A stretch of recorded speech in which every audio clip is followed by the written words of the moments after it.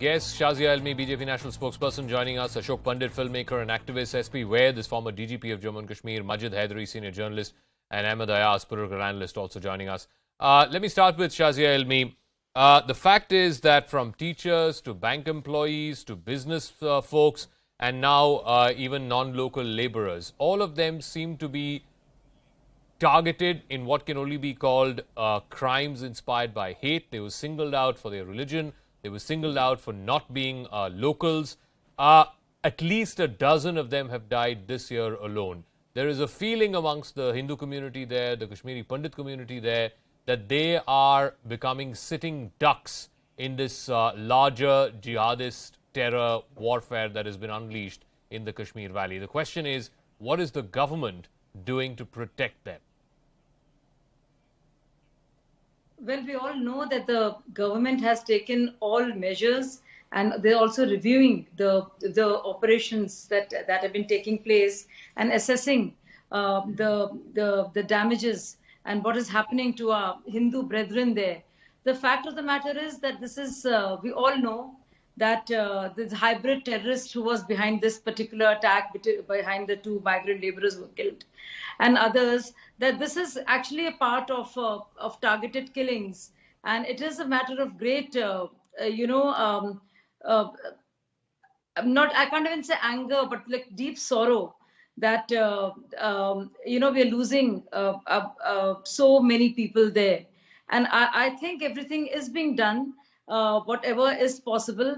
But government is seized of the matter, and LG has been responding. The ADGP has reviewed the operation, so to speak. So I guess it is much more needs to be done. But I think the government is doing everything possible to contain this and to expose the masterminds across the border. Ashok Pandit, from Rahul Bhatt to Amreen Bhatt, Satinder Kaur, Rajni Bala, Makhanlal Bindru, and this latest round in which PK Bhatt, Ram Sagar and Manish Kumar have been killed.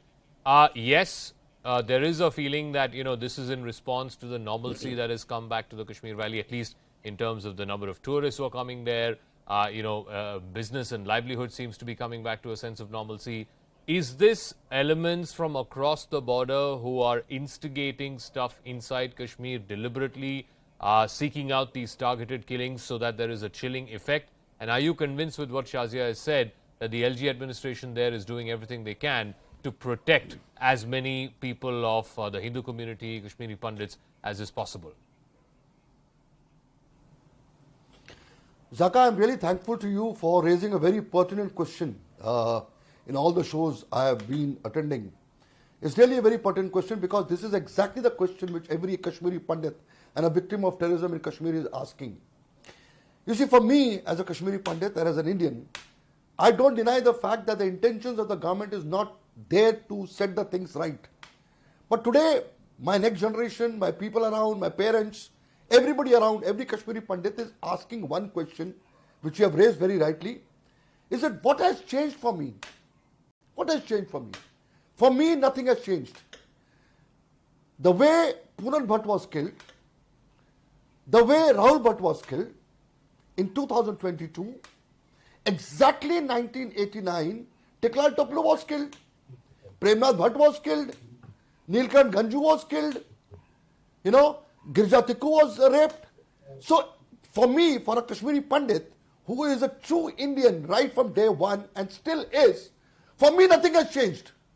I am still the victim of terrorism. I have suffered the worst possible genocide. I have suffered the worst possible ethnic cleansing. It is one of the biggest human tragedies of the world, which this country till now had not recognized. Since 2014, things have changed. There is no doubt about it. But today, when there are more than 5,000 Kashmiri Pandit employees on the streets of Jammu, fearing for their lives, working in Kashmir, demanding for their relocation, I want to ask Shazia Almi on behalf of BJP, why are they not being relocated? What is stopping them to be relocated? Are you using us as a proof, as a duck there, that I want to tell the world that Kashmir is absolutely fine. All the Kashmiri Pandits are living there. And you're not able to stop my killing. Because that's not possible. The day a terrorist decides to kill a Kashmiri Pandit or a Kashmiri Muslim who thinks he's an Indian, nobody can stop. No security in this country can stop some terrorist who wants to decide to kill, because they are target killings. Everybody who has been killed in their office, at their home. You know, things have changed, strategy has changed. So the question which you have raised, Zaka, is absolutely the question my entire community is asking. Every victim of terrorism is asking. There is an intention, there is growth, and let us not compare tourists with our killings. Because tourists are going there temporarily, they are feeding them, they are giving them money. For them, a temporary stay is not an issue. For them, a Kashmiri Pandit who symbolizes India, who thinks, who creates, who says that he's an Indian. The presence of India in Kashmir is because of Kashmiri Pandits, and that's why they drove us out. So the question today to the government of India is, how will you protect the Kashmiri Pandit there, or anybody who thinks he's an Indian? Let me ask SP Vaid Saab, as former DGP, I think Ashok Pandit has a valid point. I mean, there are about 3,000-4,000 Pandits who've been rehabilitated. Many of them are living in camps. There is a feeling among them that they are sitting ducks. They are being singled out for their religion. They are being singled out for either they are or non-locals are being singled out. The question that's being asked is there anything more that the administration, the law enforcement agencies, the police force there can do? Because let's face it, it's not a large population that needs to be protected. It is a fairly small number of people. But if they are being singled out and killed, like we've seen with Rahul Bhatt and Amreen Bhatt in this latest case of PK Bhatt and the two laborers, then the intention behind those killings is to send out a chilling effect. Zaka, something is amiss. That's why these incidents are happening. It's not without any reason. And when particularly we know after last year's September meeting of the ISI chief, when after suffering repeated reverses while fighting with the security forces, since Operation All Out was launched, if you recall, 2017 when I was DGP, and then abrogation of Article 370 on 5th of August 2019. I think more than 1,000. I don't have exact figures at my tips, but more than 1,000 terrorist ranks have been eliminated. Their weapons have been eliminated. So they came out with this new strategy of targeted killings, and this low investment, high return type of strategy, where you don't lose your men, you don't lose your weapon, you use a small weapon, you use a hybrid terrorist who's not in the figure. You know all these things. I don't want to repeat. So they are going in for these strategies, and when we know, coming to the Kashmiri Pandit issue, see, when we know that they are the target and they would be targeted, there's no second thinking about it. And I think a comprehensive composite plan needs to be drafted. And we need to have Kashmiri Pandits who are staying in Kashmir Valley in a well-protected place, not that 10 families are living in a village in South Kashmir like Shopaiya or Kulgam, and you have a 2-8 guard. After all, those men have to go to the field, they have to go to their orchard, they have to go to the bazaar, they have to go to for their workplace. What is the mechanism of protecting them? So we need to have a secure accommodation for them, a secure place for residence, secure place of work.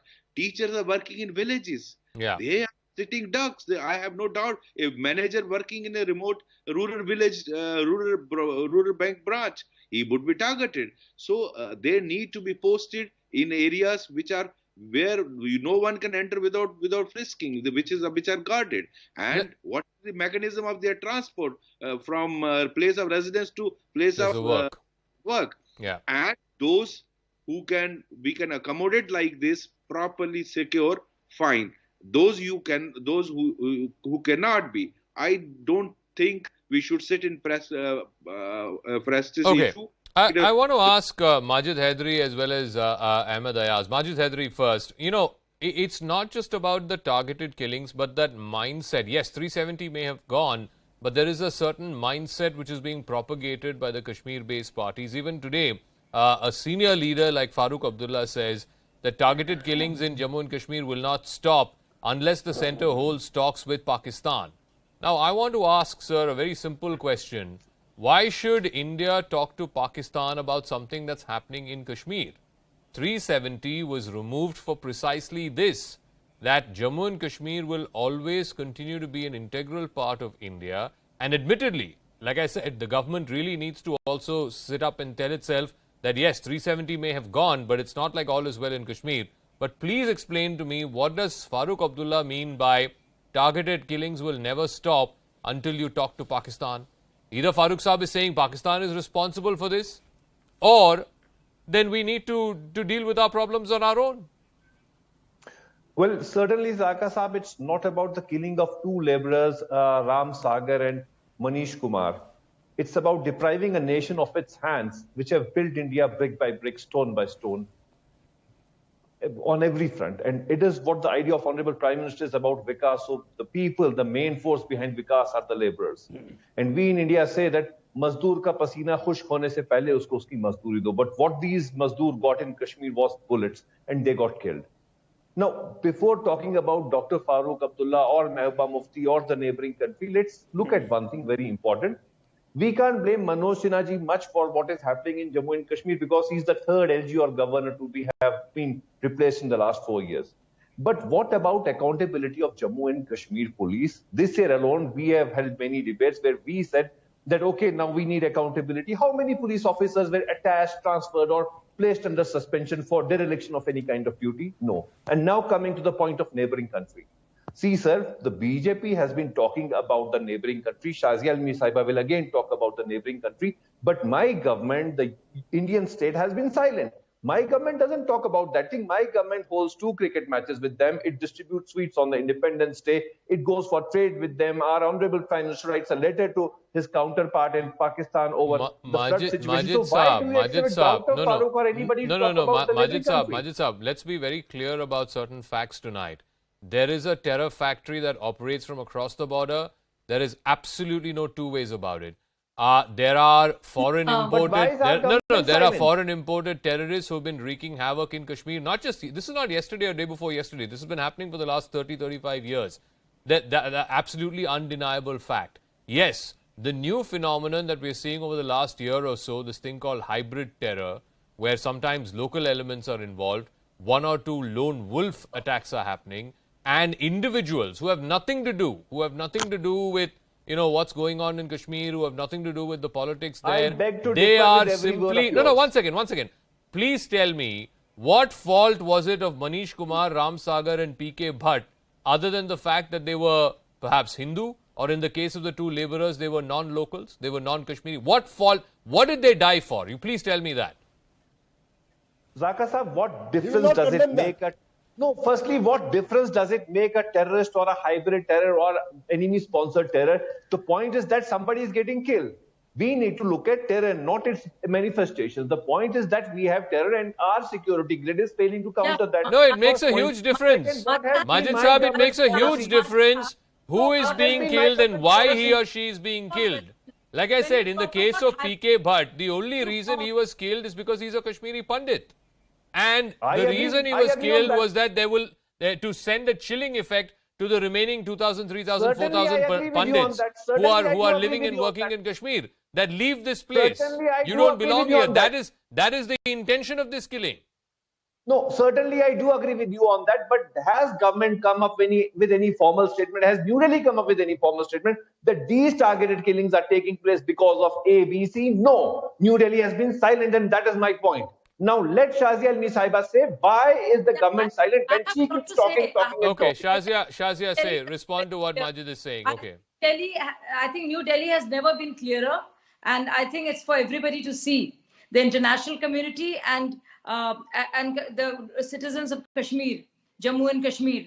I want to ask you, Majid Saab, you just said that LG administration is doing the very best and they need to do more. And we need not ask questions of Farooq Abdullah or Mehbooba Mufti. But when there is a kind of justification, as we hear, that see, you remove 370, Article 370, abrogated it. Nothing came out of it, and this is how it is. So when you justify or condone or become an apologist for these targeted killings based on religion and religion alone, and when we talk about a factor and we talk about hybrid terrorism, which means there is support of locals too, surely the mentality which says that which condones this also has to be condemned completely. And don't you think that these brutal killings that have happened and absolutely merciless, the mentality behind this, that that we will be apologists for these the jihadist elements there who are killing our Hindu brethren, that mentality also has to be blamed. So which is why questions must be asked of Farooq Abdullah and Mehbooba Mufti and all those who support and actually want to cock a snook at the center, saying that, oh, you abrogated 370, see what's happening. No, It's very clear there that is an because of attempt. There is an you want attempt, them- I think, by them the pressure that all is not establishment, the established political parties in Kashmir, whether it's NC, PDP, etc., to try and draw a correlation, Ahmed Ayaz. Every time there is a killing, a targeted killing, if it's a Pandit or a non-local, there seems to be this attempt by Mehbooba Mufti, by the Abdullahs, that look, all this is because 370 was abrogated. Fact of the matter is, and I'm sticking my neck out here and saying, no political party which is in power at the center or may come to power in the center is in a position to bring back Article 370. The ground has shifted from beneath your feet. There is no going back to Article 370. So it's about time that the Kashmiri parties understood this reality, that no matter which political party may be in power in New Delhi, 370 is history. And to draw these sort of untenable comparisons that just because 370 has gone, targeted killings are happening, I don't think that is helping, least of all, the cause of the Kashmiri Muslim. Ultimately, I'm a firm believer that a majority of Kashmiri Muslims just want to get on with their basic lives and livelihoods, and this is coming in the way of that. These targeted killings are coming in the way of that. Yes. Ahmed Ayaz. Yeah.